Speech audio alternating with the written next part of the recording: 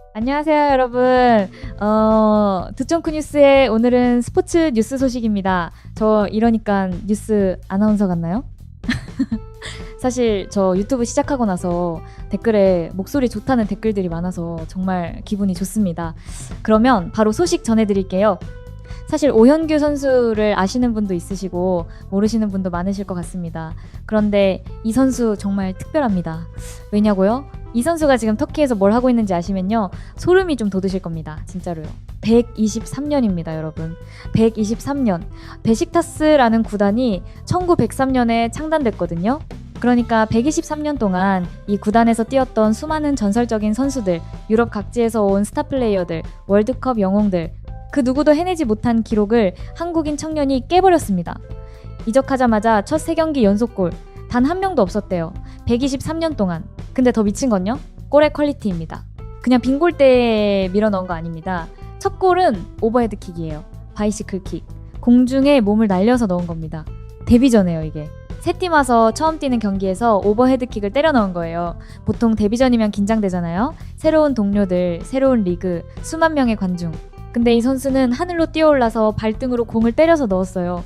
경기장이 한 번 뒤집어졌죠. 두 번째 골요? 이건 또 드라마가 다릅니다. 바샥쉐이르라는 팀이랑 원정 경기였는데 팀이 뒤지고 있는 상황이었거든요. 쉽지 않은 상황에서 오영규가 직접 골도 넣고 도움까지 기록하면서 역전승을 만들어냈습니다. 한 경기에서 1골 1도움, 원정 가서요. 이게 두 번째 경기입니다. 그리고 세 번째 경기. 여러분, 이 세 번째 골 이야기를 좀 자세히 해야 되는데요. 왜냐면 이게 진짜 상식적으로 이해가 안 되는 골이거든요. 2월 23일이었습니다. 이스탄불 티프라시 스타디움, 베식타스 홈 경기고 상대는 괴즈테페. 이미 3대0으로 이기고 있는 상황이었어요. 보통 이 정도면 좀 편하게 마무리하잖아요. 근데 오영규는 달랐습니다. 후반 29분이었어요. 역습 상황에서 오른쪽 측면으로 공이 왔습니다. 오영규가 공을 받았는데 위치를 보면요, 여러분, 페널티 지역 안쪽이긴 한데 아주 오른쪽 구석이에요. 각도가 거의 없어요. 축구를 좀 아시는 분이면은 이해하실 텐데, 그 위치에서는 보통 크로스를 올리거나 안쪽으로 한번 끌고 들어와서 각도를 만들어야 슈팅이 가능하거든요. 앞에 수비수도 막고 서 있고 골키퍼도 니어포스트 쪽을 틀어 막고 있었고 어떻게 봐도 슈팅 자리가 아니었습니다. 근데 이 사람이 뭘 했냐면요, 딱 한 터치로 공을 정리하더니 고민 없이 바로 오른발을 휘둘렀어요. 그냥 때린 게 아니에요. 수비수 머리 위로 공이 넘어가면서 반대편 골문 왼쪽 상단, 그러니까 가장 먼 구석을 정확히 꿰뚫었습니다. 골키퍼가 뒤늦게 손을 뻗었는데 손끝에도 못 닿았어요. 이 슈팅 속도가요, 시속 122km였습니다. 시속 122km. 이게 얼마나 빠른 건지 감이 잘 안 오실 수 있는데, 야구에서 강속구 투수가 던지는 공속도가 보통 150km 안팎이잖아요. 야구공은 작고 가볍고 손으로 던지는 거고, 축구공은 크고 무거운 걸 발로 차는 거예요. 그걸 시속 122km로 쐈다는 건 진짜 대포예요, 대포. 터키 현지 매체에서 측정한 건데, 지난 20년간 터키 슈퍼리그에서 나온 슈팅 중에 가장 빠른 속도라는 이야기까지 나왔습니다. 이 장면이 나왔을 때 중계 카메라가 벤치 쪽을 비쳤거든요. 세르겐 얄친이라는 베식타스 감독이 있는데 이 양반이 그 자리에서 무릎을 꿇어버렸어요. 두 손으로 머리를 감싸지면서. 자기 팀 선수가 넣은 골인데 감독이 충격을 받은 거예요. 이 반응이 왜 화제가 됐냐면요, 얄친 감독이 원래 감정 표현을 잘 안 하는 스타일이래요. 골이 들어가도 웬만하면 덤덤하게 앉아있는 사람인데 이 골을 보고는 도저히 참을 수가 없었던 거죠. 터키 해설진도 방송에서 그러더라고요. 얄친 감독이 쉽게 기뻐하지 않는 사람인데 이 골이 얼마나 대단하면 저러겠냐고. 경기 끝나고 얄친 감독이 기자회견에서 뭐라고 했는지 아세요? 오영규는 훌륭한 선수다. 투지가 넘치고 끈기가 있다. 단순한 덕담이 아니었습니다. 오현규는 이날 골만 넣은 게 아니라 패스 성공률 81%, 경합에서도 밀리지 않았고 파울도 여러 번 유도하면서 공수 양면에서 쉬지 않고 뛰었거든요. 감독 입장에서는 이런 선수가 가장 마음에 드는 거죠. 골도 넣고 수비도 하고 몸도 사리지 않는 선수. 자, 그러면 여기서 잠깐 이 선수가 어떻게 여기까지 왔는지 이야기를 좀 해볼게요. 왜냐하면 이 스토리가 단순하지가 않거든요. 그냥 잘하는 선수가 좋은 팀 가서 잘하고 있는 게 아니에요. 이 선수 반년 전까지만 해도 진짜 힘든 시간을 보내고 있었습니다. 오현규는 2001년생이에요. 경기도 남양주 출신이고 수원 삼성 유스에서 축구를 배웠습니다. 키가 187cm에 체중 87kg. 체격이 좋아요, 이 선수. 고등학교 때 십자인대 부상이 있었는데 수술 없이 재활로 회복했고 일찍 군 복무도 마쳤어요.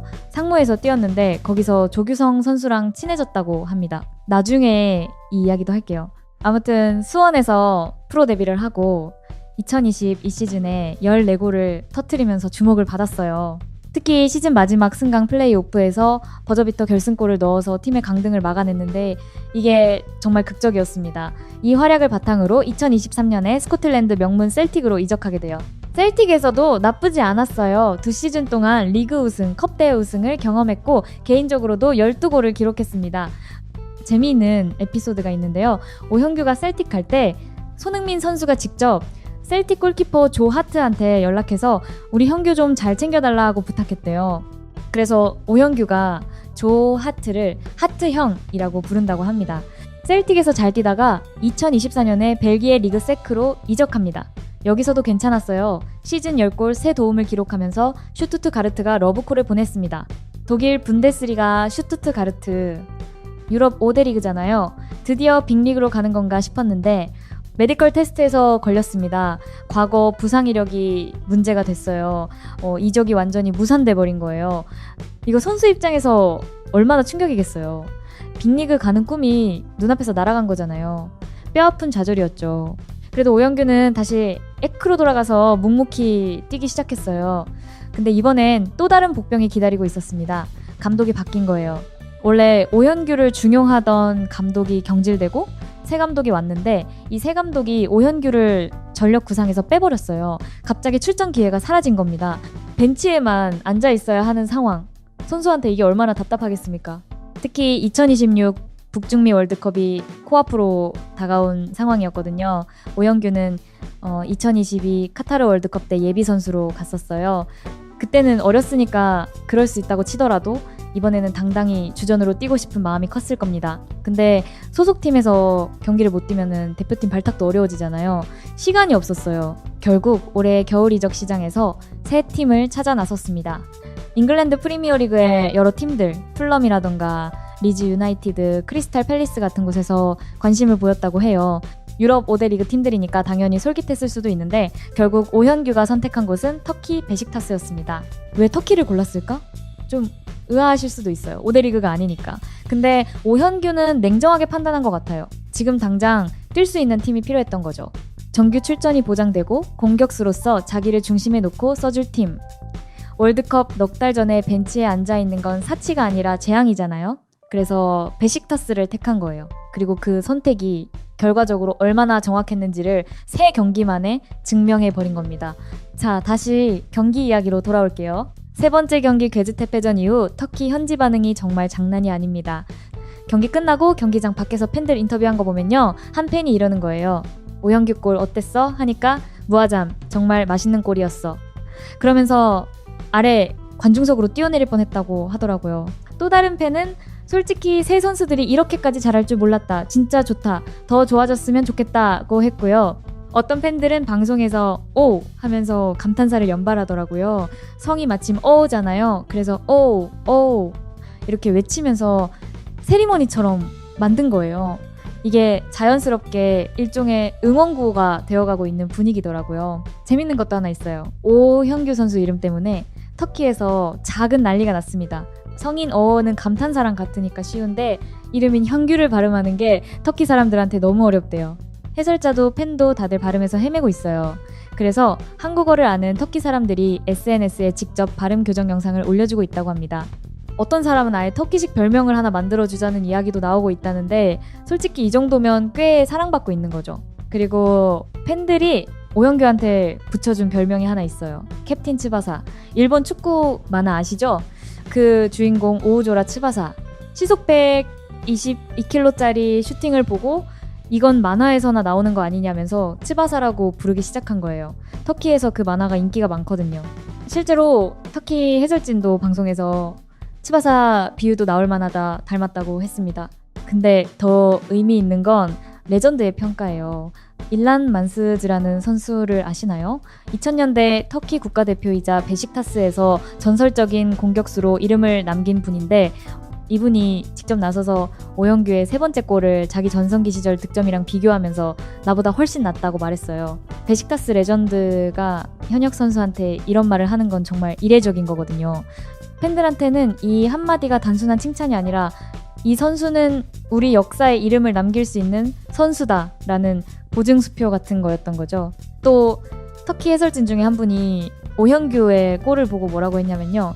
아르헨티나의 바티스투타 아시죠? 피오렌티나랑 로마에서 뛰던 전설적인 공격수, 측면에서 대각선으로 날리는 저 슈팅, 완전히 바티스투타의 골이다 라고 극찬했어요.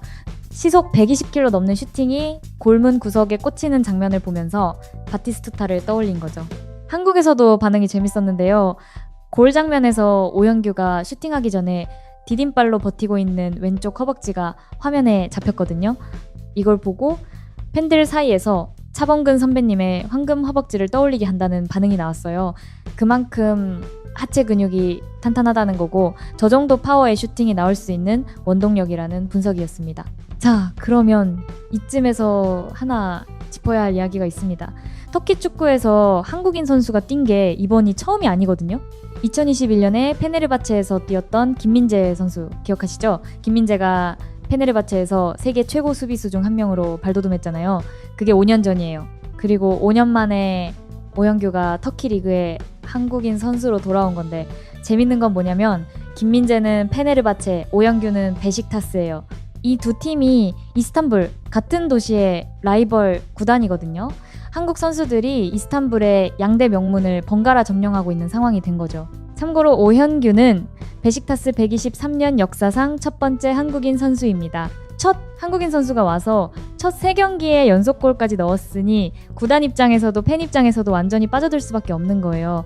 경기 후에 오영규 선수가 직접 이런 말을 했어요. 입단 전부터 매경기 골을 넣는 장면을 상상했는데 지금 그게 현실이 되고 있다.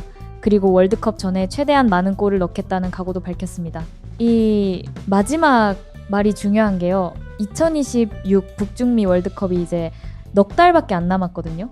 한국 대표팀 최전방 경쟁이 치열한데 오영규가 이 폼을 유지하면 주전 자리를 꿰찰 가능성이 상당히 높아진 거예요. 카타르 때는 예비 선수였는데 이번에는 등번호 18번을 달고 당당히 선발로 설 수 있는 위치까지 올라온 거죠.